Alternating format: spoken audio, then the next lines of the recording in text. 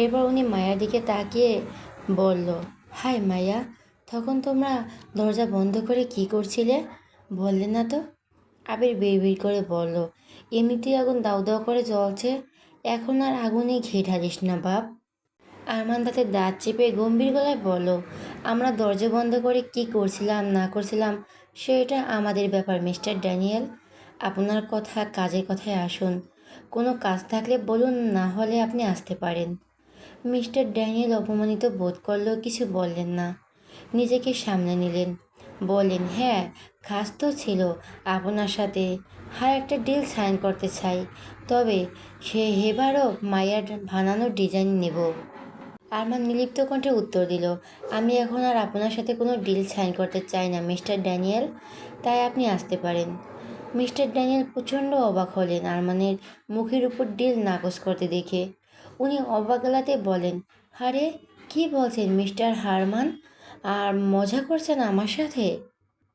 আরমান, আপনার সাথে মজা করার মতো কোনো সম্পর্ক আমার নেই মিস্টার ড্যানিয়েল। আমি যা বলি স্পষ্টভাবে বলি, আর এখন আপনার সাথে কোনো ডিল সাইন করতে চাই না। মিস্টার ড্যানিয়েল এবার সিরিয়াস গলায় বলেন, যেটা বলছেন সেটা ভেবে বলছেন তো?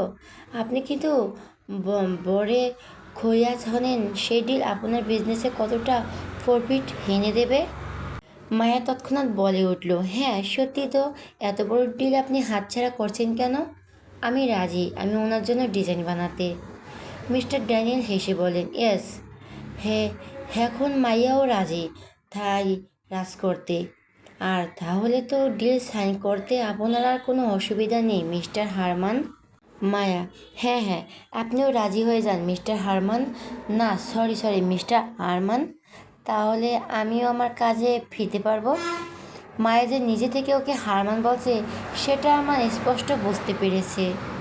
তাই ও রাগি চোখে তাকালো মায়ার দিকে, যা দেখে মায়া চুপসে গিয়ে মুখে আঙুল দিয়ে বসে রইল। মানে, ঠিক আছে, আমি আর কোনো কথা বলবো না। আরমান মিস্টার ড্যানিয়েলের দিকে শান্ত চোখে তাকিয়ে বলল, মিস মায়ার অসুবিধা না থাকলেও আমার অসুবিধা আছে। এমনিতেও মিস মায়া আর আমার কোম্পানিতে কাজ করে না, তাই আমি আপনার সাথে ডিল করতে রাজি না। Mister Daniel, what? মায়া হার আপনার কোম্পানিতে কাজ করে না? তাহলে কোন কোম্পানিতে কাজ করে? আবির দাঁত কেলিয়ে হেসে বলল, কেন মিস্টার ড্যানিয়েল, আপনি কি তাহলে সেই কোম্পানিতে গিয়ে ডিল সাইন করবেন? মিস্টার ড্যানিয়েল বললেন, অফকোর্স মাইয়ার জন্য আমি সেই কোম্পানিতেও যেতে রাজি আছি। তুমি ভালো মাইয়া, যেখানে তুমি কোন কোম্পানিতে জব করছো? মায়াও হালকা দুঃখী হওয়ার ভান করে বলল, এখনও কোনো কোম্পানিতে জব পাইনি মিস্টার ড্যানিয়েল, সরি ড্যানিয়েল। এরপর দুষ্টু এসে বলল, তবে আমার মাথায় না একটা আইডিয়া এসেছে, চলুন আপনি আর আমি মিলে একটা নতুন কোম্পানিতে খুলে ফেলি, সেই কোম্পানিতে আমি ডিজাইনের কাজ করব। কি রাজি আছেন? মিস্টার ড্যানিয়েল খুশিতে গদগদ হয়ে বললেন, আইডিয়াটা তুমি খারাপ বলনি মায়া। তুমি যদি আমার কোম্পানিতে ডিজাইনে হও, তাহলে আমি নিউ একটা বিজনেস ওপেন করতে রাজি আছি। জানো মায়া, আজকে তোমার ভীষণ সুন্দর লাগছে, চোখ সরানো যাচ্ছে না। তুমি তো মিস্টার আরমানের কোম্পানিতে আর জব করো না, তাহলে এখানে কি করছো তুমি? এগুলোই যথেষ্ট ছিল আরমানের রাগের আগুনে ঘি ঢালার জন্য। হঠাৎই আরমান চেয়ার ছেড়ে উঠে দাঁড়ালো। এরপর মায়ের কাছে গিয়ে একটানে মায়াকে উঠে দাঁড় করিয়ে হাত ধরে টানতে টানতে ওকে ওর কেবিনের সাথে অ্যাটাচড রুমে নিয়ে গেল। এরপর ওর হাত ছেড়ে দিয়ে গটগট পায়ে ওই রুম থেকে বেরিয়ে এসে বাইরে থেকে দরজা বন্ধ করে দিল। তারপর সোজা নিজের চেয়ারে এসে বসে গম্ভীর মুখে মিস্টার ড্যানিয়েলের দিকে তাকিয়ে বলেন, বলুন এবার কি বলছিলেন? এদিকে মায়া তখন দরজা ধাক্কাতে ধাক্কাতে চিল্লিয়ে বলছে, ও গম্ভীর সাহেব, দরজা বন্ধ করলেন কেন? না দরজাটা, মিস্টার অদ্ভুত প্রাণীর সাথে নতুন কোম্পানির বিষয় প্ল্যান করতে হবে তো। অনেক বড় সুযোগ পেয়েছি আমি, এই সুযোগ হাতছাড়া করতে চাই না। ও গম্ভীর, শুনতে পাচ্ছেন আমার কথা? আমার দাঁত কিরমির করে মায়াকে উদ্দেশ্য করে বলো, মায়া, তুমি চাও এই বদ্ধ দরজার পিছনে আমিও থাকি তোমার সাথে? আমি যদি ভিতরে আসি তাহলে কিন্তু ভালো হবে না। মায়া, না না ঠিক আছে, আমি চুপ থাকছি, আর কিছু বলবো না, আপনাকে ভিতরে আসতে হবে না। কিন্তু আপনি এক কাজ করুন, আমার হয়ে মিস্টার অদ্ভুত প্রাণীর সাথে কথা বলে নিন। ওনার নতুন কোম্পানিতে আমার জবের বিষয়ে। এত বড় বিজনেসম্যান আপনি, এইসব বিষয়ে তো আমার থেকে ভালো বুঝবেন। রেস্টরুমের ভেতর থেকে চিল্লিয়ে কথাগুলো বলল মায়া। এরপর কথাগুলো বলা শেষ হতেই হাসতে হাসতে ওই রুমে থাকা বেডে গিয়ে চিত হয়ে শুয়ে পড়ল। তখনই এসে গোড়াগড়ি খাচ্ছে ও। মানুষটাকে এভাবে জ্বালাতে পেরে ভীষণ আনন্দ হচ্ছে ওর। এদিকে আরমানের কেবিনে মিস্টার ড্যানিয়েল চেয়ার থেকে উঠে দাঁড়িয়েছে ততক্ষণে। উনি বললেন, হ্যানি, আপনি সেখানে মায়াকে দরজা বন্ধ করে দিলেন কেন? ও তো আমার সাথে কথা বলছিল। আমার ওর সাথে কথা আছে। আরমান রাগে কটমট করতে করতে বলল, কোনো কথা নেই আপনার ওনার সাথে। আর মায়াও কোনো জবে দরকার নেই। তাই আপনি এখন আসতে পারেন। না, আসতে পারেন বলাটা ভুল হচ্ছে। আপনাকে যেন আমার অফিসে আর কোনো দিন না দেখি। এখন যান। মিস্টার ড্যানিয়েল, মিস্টার হারমান, আপনি কিন্তু থাইয়ে দিচ্ছেন। এবার ইনসাল্ট করতে পারেন না আপনি আমায়। আমি আপনার অফিসে থাকতে আসিনি। বিজনেসভাবে মায়ার জন্যই এসেছিলাম সেখানে। এখন আমি মায়ার সাথে কথা না বলে যাব না। বলি মিস্টার ড্যানিয়েল হাঁটা ধরল মায়া যেই রুমে আছে সেই রুমের দরজা খোলার উদ্দেশ্যে। ওর আগে শেষ পর্যায়ে পৌঁছে গিয়ে ওকে দাঁড়িয়েছে। আরমানের ভাব দেখে মনে হচ্ছে ও এবার মিস্টার ড্যানিয়েলকে মারতে শুরু করবে। মিস্টার ড্যানিয়েল ওই রুমের দরজার কাছে পৌঁছানোর আগেই এবং আরমান মিস্টার ড্যানিয়েলের কাছে পৌঁছালো আগে আবির ছুটে এসে মিস্টার ড্যানিয়েলকে আটকে দিল। এরপর টানতে টানতে ওনাকে বাইরের দিকে নিয়ে যেতে শুরু করলো। আবির, আপনি আমার সাথে আসুন মিস্টার ড্যানিয়েল, আমি আপনাকে সব বুঝিয়ে দিচ্ছি। মিস্টার ড্যানিয়েল, না, আমি মায়ের সাথে কথা না বলে কোথাও যাব না এখানে। আবির বিড়বিড় করে বলে উঠল, এই অল্প বয়সে মাটির তলায় যাওয়ার শখ জেগেছে মনে হয়। বেটা নিজের জানটা হারাতে না চাইলে পালা এখান থেকে। বেশি মায়া মায়া করিস না, তাহলে আরমান মনে হয় জ্যান্ত পুঁতে ফেলবে মাটির নিচে। মিস্টার ড্যানিয়েল রাগী গলায় বলো, যেটা ভলার ধরে বলুন মিস্টার হাবির। এবারে এত হাসতে হাসতে কি বলছেন? আবির, আপনি আগে বাইরে চলুন। হাসতে হাসতে কেন আমি আপনাকে কাঁদতে কাঁদতে হলেও বোঝাবো। সিংহ যদি খেপে যায় তাহলে আর রেহাই নেই। বলতে বলতে আবির মিস্টার ড্যানিয়েলকে টেনে বাইরে নিয়ে চলে গেল। পিছু পিছু মিস্টার ড্যানিয়েলের অ্যাসিস্ট্যান্টও বেরিয়ে গেল। এদিকে আরমান আগে টেবিলে থাকা জিনিসপত্রগুলো ছুঁড়ে ফেলে দিল। শেষে টেবিলটাকে দু হাতে ভাঁজ করে উল্টে দিল। টেবিলটা ছিল কাচের তৈরি, শব্দ করে ভেঙে গেল। আর এই এত কিছু ভাঙার আওয়াজ মায়া ওই রুমে থেকে শুনতে পেল। ছুটে দরজার কাছে এলো। মায়া বিচলিত হয়ে জিজ্ঞাসা করলো, কি হলো? কিসের আওয়াজ এইগুলো? গম্ভীর সাহেব শুনতে পাচ্ছেন আমার কথা? কিসের আওয়াজ হলো এগুলো? না, মায়ার কোনো উত্তর পেল না তার গম্ভীর সাহেবের থেকে, যার জন্য ও আরও মরিয়া হয়ে উঠল। জোরে জোরে দরজা ধাক্কাতে শুরু করলো ও। শুনছেন সাহেব, গম্ভীর সাহেব, দরজাটা খুলুন প্লিজ। না, এবারও কোনো উত্তর এলো না। মায়া এবার কাঁদতে শুরু করলো। আবির ভাইয়া, আবির ভাইয়া, কোথায় তুমি? দরজাটা খুলে দাও না। কি হলো? ওই রুমে ঠিক আছে তো? গম্ভীর সাহেব ঠিক আছে তো? কেউ শুনতে পাচ্ছ আমার কথা? হঠাৎ ওই রুমের দরজাটা খট করে শব্দ তুলে খুলে গেল। মায়া দেখলো আরমান দাঁড়িয়ে আছে দরজার সামনে। মুখের ভঙ্গি শক্ত, চুলগুলো কিছুটা এলোমেলো। কেমন যেন ভয় ভয় লাগছে মায়ার আরমানকে দেখে। মায়া নিজের কান্না থামিয়ে দিয়েছে ইতিমধ্যেই। ও একটা শুকনো ঢোক গিলে বলল, ঠিক আছেন আপনি? কিসের আওয়াজ ছিল এগুলো? আরমান এক পা করে এগিয়ে আসতে শুরু করলো মায়ার দিকে। মায়াও ধীরে পিছাতে শুরু করলো শুকনো ঢোক গিললে। আরমান এগোতে এগোতে ঠান্ডা গলায় বলল, কেন মনে হলো তোমার যে আমি ঠিক থাকবো না? মায়া আমতা আমতা করে বলল, না মানে ভিতরে কিছু ভাঙার আওয়াজ পেলাম আর আপনি সাড়া দিচ্ছিলেন না, তাই আর কি। ততক্ষণে মায়ার পিঠ দেওয়ালে ঠেকে গেছে। মায়া তাড়াহুড়া করে অন্যদিকে সরে যেতে চাইল। আরমান আচমকা মায়ের দুই পাশে দেওয়ালে হাত দিয়ে মাঝখানে বন্দি করে নিল ওকে। মায়া কাঁদো কাঁদো মুখ করে বলল, প্লিজ এবারের মতো ক্ষমা করে দিন, এমন ভুল আর জীবনেও হবে না। আরমান শান্ত চোখে মায়ের দিকে তাকিয়ে ঠান্ডা গলায় বলল, ক্ষমা? কিন্তু কি ভুল করেছো তুমি যে ক্ষমা চাইছো? মায়া একই রকমভাবে কাঁদো কাঁদো গলায় বলো, আর কখনো আপনার সাথে মজা করব না, ভুল হয়ে গেছে, বিশ্বাস করুন। শুধুমাত্র আপনাকে জ্বালানোর জন্য মিস্টার আজব প্রাণীর ওই কথাগুলো বলছিলাম। কোনো দরকার নেই আমার ওনার কোম্পানিতে জব করার। আরমান: তার মানে স্বীকার করছো যে আমাকে জ্বালানোর জন্য বলছিলে ওগুলো? মায়া মুখে কিছু না বলে উপর নিচ মাথা নাড়ল, যার মানে হ্যাঁ, ও স্বীকার করছে। আরমান: তাহলে তো এর শাস্তি তোমায় পেতে হবে মিসেস আরমান শাওরিয়ার। ওই বুকে যখন আগুনে তুমি জ্বালিয়েছ, তাহলে এই আগুন তোমাকেই নিভাতে হবে। মায়া বোকা বোকা চোখে আরমানের দিকে তাকিয়ে বলল, কই, কোথায় আগুন জ্বলছে দেখে? কথাটি বলে মায়া আরমানের শার্টে লাগিয়ে রাখা বাকি বোতামগুলো তাড়াতাড়ি খুলে দিয়ে দেখতে থাকলো। আসলে আরমান তখন রাগে নিজের কেবিন এলোমেলো করার পর পরনে কোটটাই খুলে ছুঁড়ে ফেলেছিল। তারপর সাদা শার্টের বুকের কাছে 3টি বোতামও খুলে ফেলেছিল বিরক্তিতে। এখন মায়া বাকি বোতামগুলো খুলে ফেলায় আরমানের জিম করা বুক সব পেট পুরো উন্মুক্ত হয়ে গেল।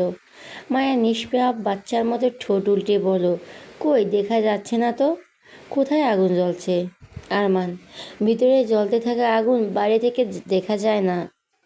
মায়া: ঠিক আছে, আপনার বুকে যখন জ্বলন আমি ধরিয়েছি, তাহলে আমি কমাবো এই জ্বলন। কথাটি বলে মায়া আরমানের কিছু বুঝিয়ে ওঠার আগেই মায়া ওর হাতের নিচ দিয়ে বেরিয়ে এক হাতে শাড়ি ধরে ছুট লাগালো। আরমান চেয়েও আটকাতে পারল না। হঠাৎই আরমান শান্ত গম্ভীর মুখে হালকা হাসির রেখা ফুটে উঠল। এই রুমে আসার আগে প্রচণ্ড রেগেছিল ও মায়ার উপরে। তবে মায়ার ওই কথা বলার আদুরে ভঙ্গি, কাঁদো কাঁদো মুখ, বোকা চাহনি, আর সব থেকে বড় কথা ওর মায়াবতীর মায়ামাখা মুখ, ওর সমস্ত রাগকে একেবারে পানি করে দিয়েছে।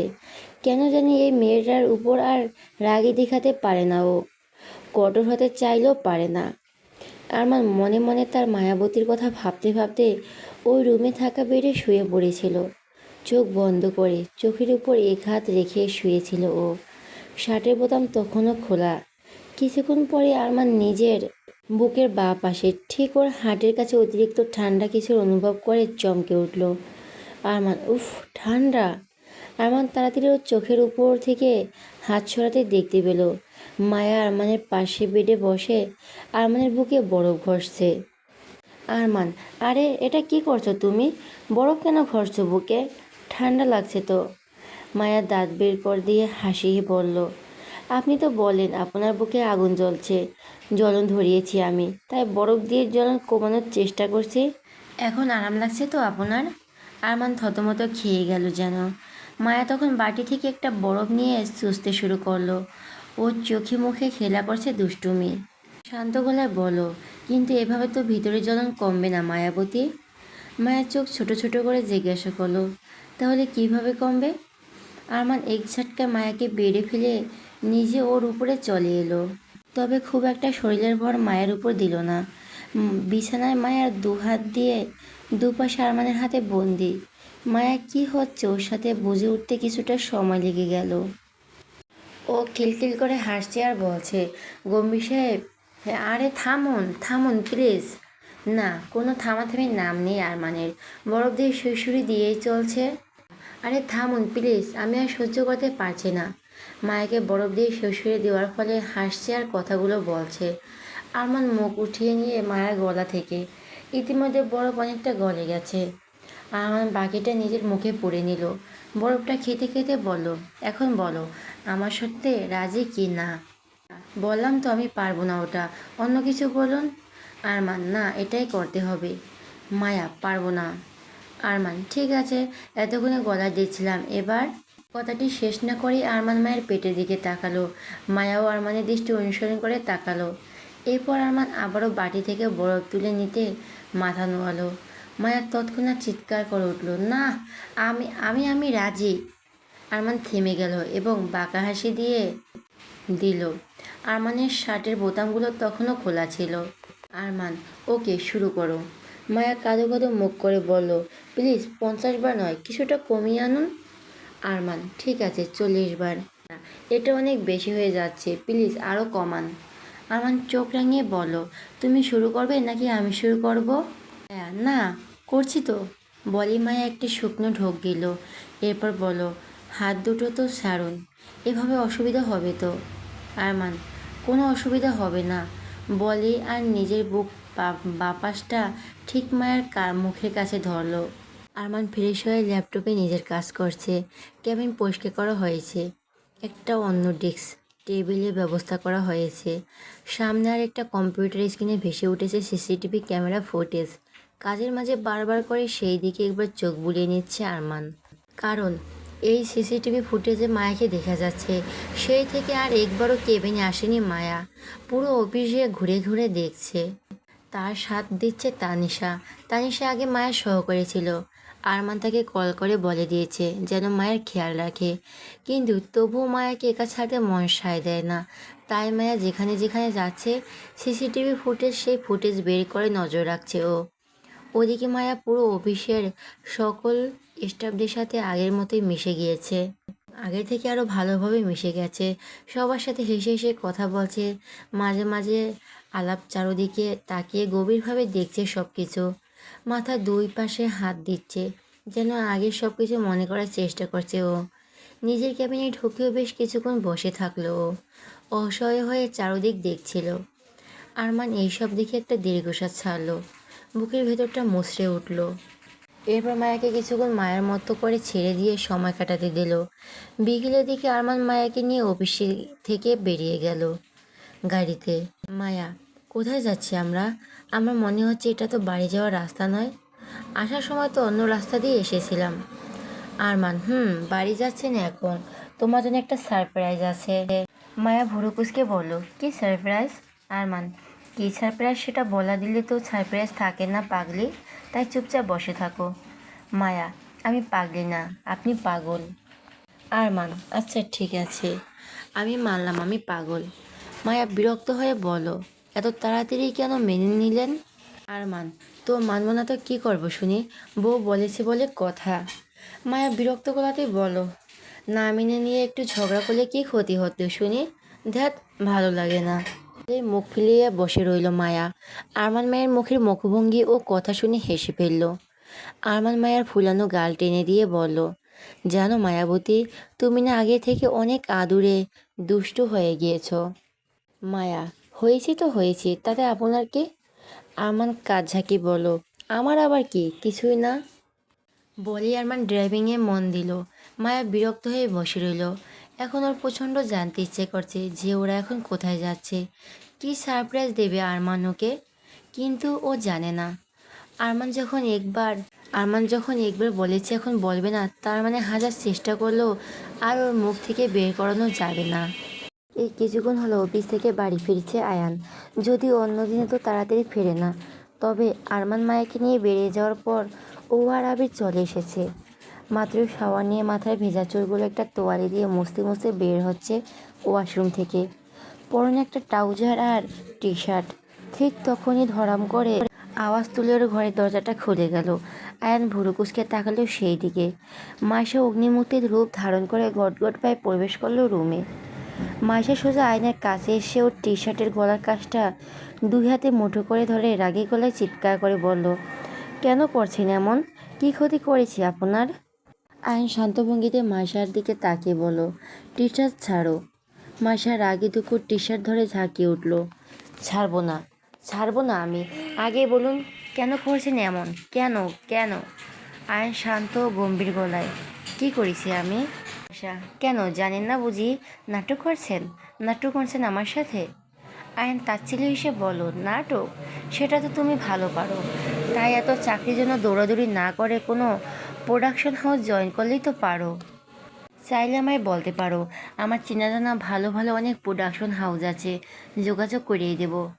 আমি শিওর তুমি সিনেমা সিরিয়ালে অভিনয় করে দারুণ হিট হবে। আইনের মতো তাচ্ছিল্য মেশানো কথায় অপমানে দু চোখ ভরে উঠল মাইশার। সহজ অসহায় চোখে তাকালো আয়নের দিকে। হাতের মুঠো আগলা হয়ে গেল। আয়ন আবার তাচ্ছিল্য হেসে মাইশার হাত নিজের টি শার্ট থেকে ছাড়িয়ে ড্রেসিং টেবিলের দিকে এগিয়ে গেল। মাইশা অসহায় গলায় বলল, আর কতভাবে কষ্ট দিবেন আমায়? মন থেকে ক্ষমা চাইলে আল্লাহর কাছেও 7 খুনের মাপ আছে। আপনার কাছে কি নেই? চলেই তো গিয়েছিলাম আপনার জীবন থেকে, ছেড়ে দিয়েছি আপনাকে আপনার মতো, তাহলে আমাকে কেন আমার মতো করে ছেড়ে দিচ্ছে না? অনেক দিন তো থেকে চাকরির জন্য অ্যাপ্লাই করছি, তারা সিলেক্টও করছে আমাকে, সবই ঠিক আছে। কিন্তু যখনই জয়েন করতে যাচ্ছি, জানতে পারছে কি আমাকে চাকরিটা দিয়েও নিয়ে যাওয়া হয়েছে, কেড়ে নেওয়া হয়েছে আমার চাকরিটা। হ্যাঁ, কেড়ে নেওয়া হয়েছে। তুমি কেড়ে নিয়েছো কেন? কেন কেন করছে এমন? প্রথমে বুঝতে পারিনি প্রতিটি কোম্পানি কেন এমন করছে, কিন্তু এখন বুঝতে পারছি এই সব কিছুর পেছনে তুমি আছো। মায়েশা খেয়ালই করলো না যে ও অতিরিক্ত ভেঙে পড়ার ফলে কখন আপনি থেকে তুমিতে চলে এসেছে। আগে তো তুমিই বলতো ও আয়ানকে। আপনি আপনি করলে খুব রেগে যেত আয়ান, বলতে আপনি বললে কেমন যেন পরপর লাগে। আয়ান নিজের শরীরে পারফিউম স্প্রে করতে করতে ভাবলেশীনভাবে বলল, কি ভেবেছিলে এত তাড়াতাড়ি ছেড়ে দিব তোমায়? এত সহজে মুক্তি দেব তোমায়? কখনো না। এই আয়ানকে ছেড়ে দিয়েছিলে না কেন যেন? হ্যাঁ, আয়নের ক্ষমতা নেই, টাকা নেই, নাম খ্যাতি যশ কিচ্ছু নেই, তাই দেখিয়ে দিলাম এই আয়ান শাহরিয়ারের পাওয়ার। এই আয়ন শাহরিয়ারও চাইলে সব কিছুই পারে। মাশা, এতই যখন ঘৃণা করো তাহলে কেন এই বিয়েতে মানা করে দিচ্ছ না? কেন রাজি হলে এই বিয়েতে? আয়ান, ঘৃণা? যাকে হৃদয়ে স্থান দিয়েছিলাম তাকে এত সহজে কি ঘৃণা করা যায়? কিন্তু সেই কোমল হৃদয়টা আর এখন আর কোমল নেই। মায়ের আঘাতে তার শক্ত পাথরে পরিণত হয়ে গেছে। আরও আরও কষ্ট পেতে হবে তোমায়। তাই ভেবো না এত সহজে মুক্তি পাবে। নিজের কাছে রেখে তিলে তিলে শেষ করবো তোমায়, ঠিক যেমনটা আমার সাথে করেছো তুমি। কথাগুলো বলে আয়ান রুম থেকে বেরিয়ে গেল। মাসা অসহায় চোখে তাকিয়ে রইল ওর চলে যাওয়ার দিকে। যখন ও ওই বাড়ি ছেড়ে চলে গিয়েছিল তখন থেকে বিভিন্ন কোম্পানিতে ইন্টারভিউ দিয়েছে ও চাকরির জন্য, সিলেক্টও হয়েছে ও। কিন্তু জয়েন করার সময় জানতে পারে চাকরিটা ওকে দেওয়া হয়নি, ক্যান্সেল করে দেওয়া হয়েছে। এভাবে চলতে থাকে। প্রথমে ওর কারণও বুঝতে পারে না, তবে আজও একটা কোম্পানিতে ইন্টারভিউ দিতে গিয়েছিল ও, কিন্তু সেখানে গিয়ে জানতে পারে ওকে বাদ দিয়ে দেওয়া হয়েছে সেই লিস্ট থেকে। অনেক কান্নাকাটি করে ও, কেন এমন করা হয়েছে জানার জন্য।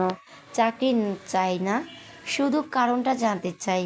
মাসার কান্নাকাটি দেখে ওই কোম্পানির একজন বড় পজিশনে থাকা ফিমেল স্টাফ জানায় আয়ন শাওরিয়ার কথায় ওর নাম বাদ দিয়ে দেওয়া হয়েছে। প্রচণ্ড অবাক হয়েছিল মায়েশা, কেন জানি প্রথমে বিশ্বাস করতে পারেনি ও।